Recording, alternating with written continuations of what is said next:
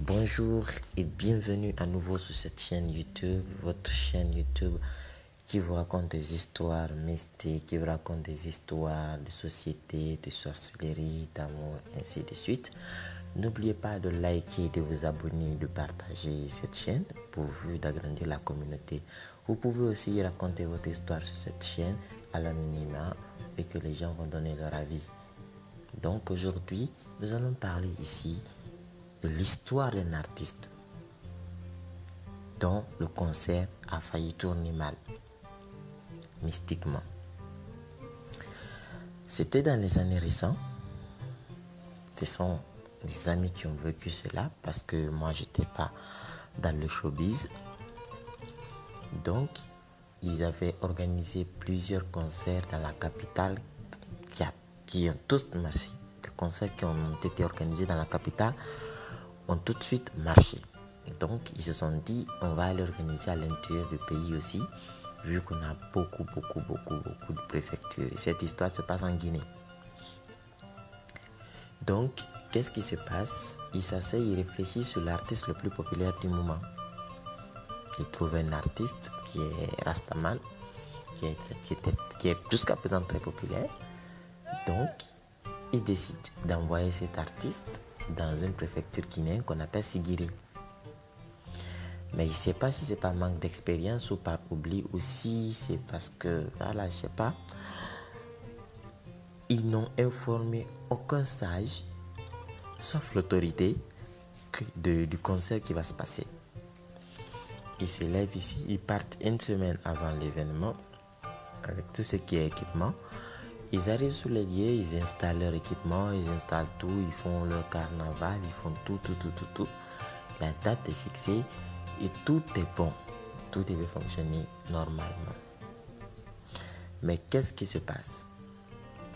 Le jour J du concert, ils viennent d'abord trouver que les haut-parleurs ne fonctionnent plus.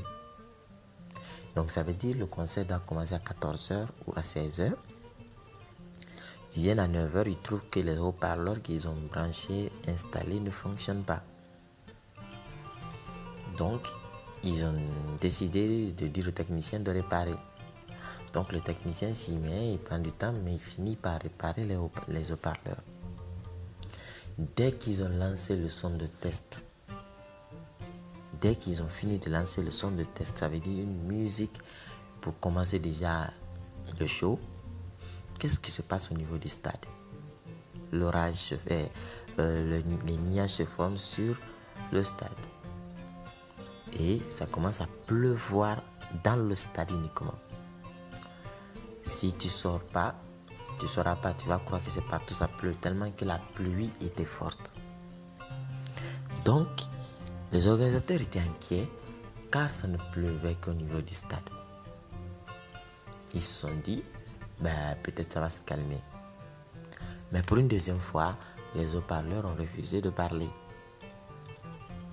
Il y a un d'entre eux qui dit, avons-nous informé les vieux du quartier, les vieux de cette préfecture? L'autre dit non et dit erreur. On ne peut pas organiser un show ici sans aller les voir, car c'est eux qui gèrent ici. Les autorités sont là pour juste la façade, mais les sages du village là, si tu les consultes pas, rien ne va marcher. Déjà, notre venu, personne n'était venu au concert. Personne. Donc, ils étaient seuls avec leur haut-parleur et la pluie. Donc, ils décident alors d'aller voir les sages. Mais l'autre dit, nous, on n'est pas de cette préfecture. Si on part, qui nous connaît? Peut-être même on va nous jeter un sort. Donc, c'est comme ça, les gars partent voir une dame. Bon, au fait, comme ils connaissaient les chanteurs, il y avait la maman d'une chanteuse griotte qui était dans cette préfecture. Ils partent voir la maman, il explique le problème.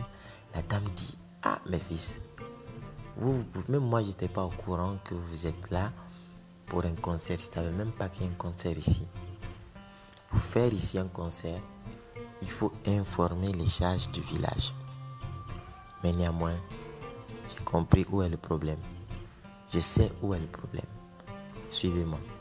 Ils prennent la voiture, ils viennent chez un féticheur. Bon, je sais pas si c'est un féticheur ou quoi, mais en tout cas, c'est quelqu'un qui connaît faire la magie noire. Dès qu'ils viennent, dès qu'ils voient le monsieur, la dame enlève son boubou. Bon, il avait d'autres habits en bas, vous savez, les griots s'habillent toujours bien. Il y avait un autre boubou, il enlève son boubou, mais après, il y a les habits normaux sur elle. Elle étale son boubou, elle flatte le féticheur. Elle flatte le féticheur. Comme c'est une griotte, elle le flatte, elle le flatte jusqu'à ce que le féticheur se lève. Parce que les griots africains ont cette voix, ont cette force. Quand on te flatte, non, tu tombes sur le chat. Donc, le féticheur se lève. La griotte dit au féticheur, marche sur mon boubou. Je te donne l'autorisation, marche sur mon boubou, tu es le roi. En tout cas, il flattait le féticheur. Le féticheur s'est levé, il a marché sur le boubou. Il s'est retourné, il s'est assis. Il dit à la dame, tu sais que si ce n'était pas toi, les gens là allaient avoir des problèmes avec nous. C'est nous qui avons fait ce qui se passe actuellement au l'heure de leur concert. Mais je ne suis pas seul, les autres ne vont pas accepter la plaidoirie.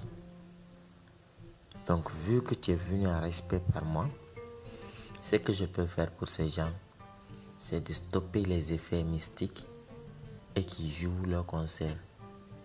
Mais ils ne pourront jouer que jusqu'à 21h. N'oubliez pas, le concert devait aller jusqu'à 1h, 2h. Et le féticheur les a dit, je peux caler tous ces effets, mais pas pour longtemps, jusqu'à 21h.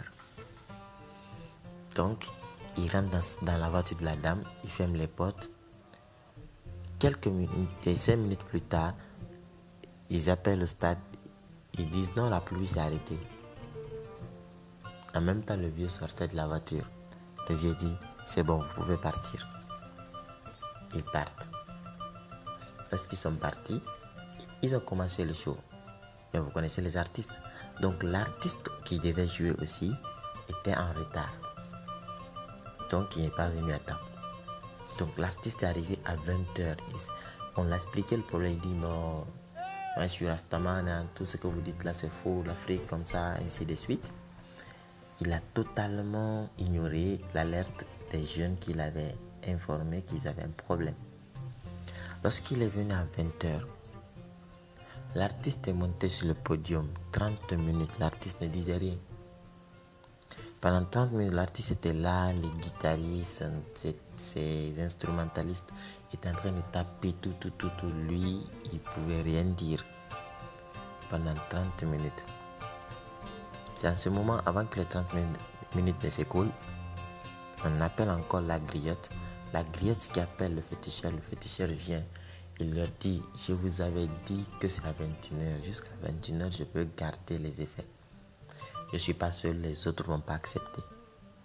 Il dit, mais je donne la parole à l'artiste maintenant. Dès qu'il a dit ceci, la voix de l'artiste est sortie. Il a fait son show. Pour 30 minutes, la pluie a repris. Parce qu'il était déjà 21h. Mais la pluie a repris d'une de ses forces. Il a fallu que maintenant, le peu de personnes qui étaient venues se dispersent et qu'on range les effets pour rentrer. Donc, heureusement que la griotte les a aidés.